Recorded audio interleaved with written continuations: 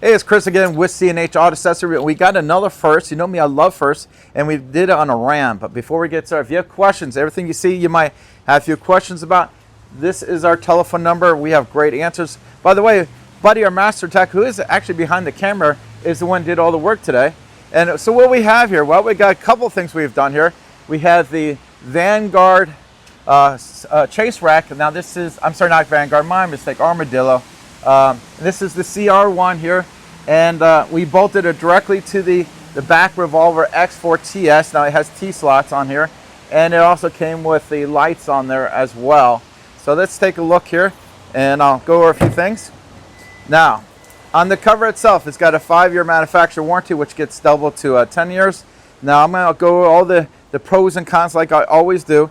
Anytime you have a sport bar, unless you get a canister cover, it is a little bit more work to get past it. So when you get up here, now you can stop it there and it'll stay in place, or you can kind of lower it a little bit and roll it right past it, which with the range is a little harder to do, but you can kind of see what I'm referring to here. So again, that is one, if you have a sport bar, that's going to be one of your things you have to work with. But it can be done. We actually put it all the way to the front. It's just a little extra work. Now again, with the T-slot here, this bolts directly in there, and I want to kind of show you some here. Nice and strong. So let's go ahead and close this up.